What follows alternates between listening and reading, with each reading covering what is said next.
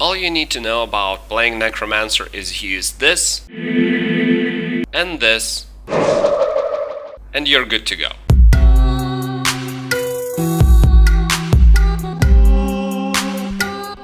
Okay, now that I'm done with the softcore version of the Necromancer guide, let's move on to the actual guide, how to play hardcore with a Necromancer.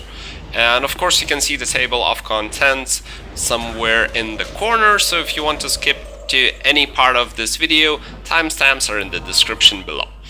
Alright, with that said, the first thing I want to say about Necromancer is that playing him is like playing Sims, but instead of building a house, you're building a graveyard.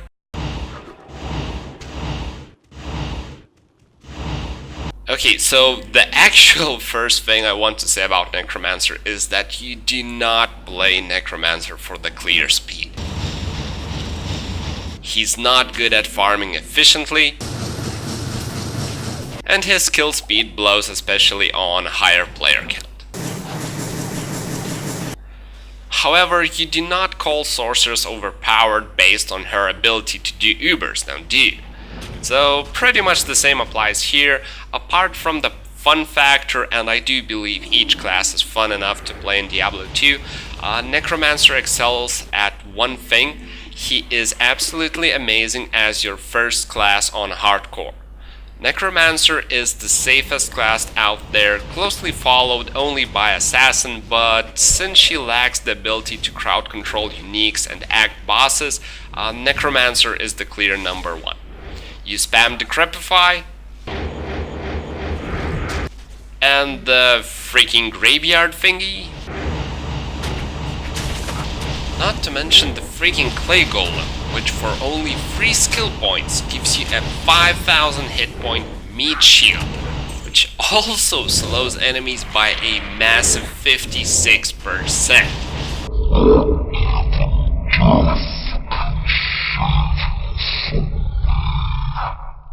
And pretty much nobody will ever get to you.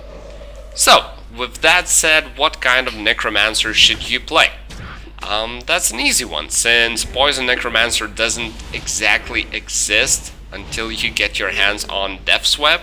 You're only left with a Summoner or Bone Necromancer as the only two reasonable choices, and the only difference between these two classes is that either you have an alive graveyard or a dead graveyard. Either way, the majority of your damage will come from corpse explosion. The thing about Necromancer is that there's not much room to improve his kill speed based on how you use your skill points, so I won't spend too much time on it, and I'll just leave a couple of guides in the description below. So, what kind of gear do you want?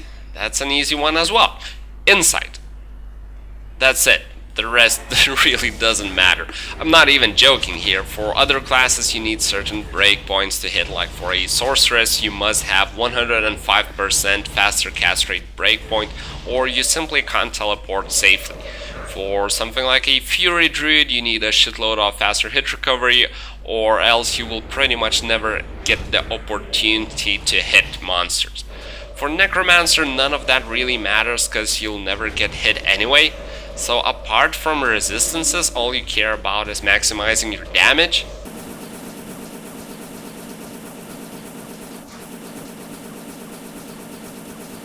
Some people say that to this day my Necromancer is still trying to kill Baal.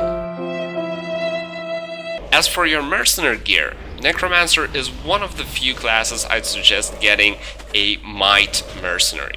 Usually Holy Freeze is amazing for the crowd control and chilling even cold immunes, but for Necromancer with Decrepify being in your toolkit, your Mercenary will always stay safe enough, and it doesn't matter whether you're Summoner or Bone, Might Aura will definitely increase your damage, even though it might be just by a little bit. Moving on, the stats setup. Probably the only class I'd recommend spending points into energy. because your mana issues are going to be horrible throughout the game, and even in the very late game, if you don't wear something like SOJ plus Wizard Spike, you might have mana issues even with Insight on your Mercenary. Apart from this odd advice, as for any other class, I suggest spending some points in Dexterity and just getting at least a bit of block chance. 50% is what you're generally looking for, but since you have Bone Armor, it's kind of okay to hit a bit less. Now, there's one thing I want to say about Bone Armor, and that is when the damage is calculated, Bone Armor is checked first. So a 500 damage Bone Armor is really easily broken by a boss pack. So pretty much don't count on it alone to make you mortal. Okay, so the last part is gameplay. It sounds like this, and it looks like this. Hey, it sounds just like you smashing that subscribe button after seeing this video. In all seriousness, the Crepify Bone Prison and spamming whichever damage skill you have will pretty much get you through the entire hell difficulty. If you want to be a bit more efficient, I suggest trying out Dim Vision, Lower Resist, and Amplify Damage Curses in specific scenarios.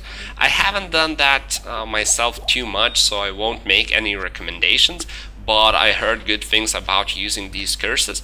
So yeah, I'll leave it up to you to try them out, and if you have already, I'm curious to hear how and pretty much when you use them, and whether they actually make a significant enough of a difference to actually bother using them. So yeah, let me know in the comments below. And with that said, that's really it for this video. As always, I hope you folks enjoyed it. Feel free to leave any feedback, especially if it's negative. I'm always looking to improve. Thank you for watching, and yeah, see you guys in my next video. Cheers! Necromancer. The only class where hearing this doesn't make you go like this.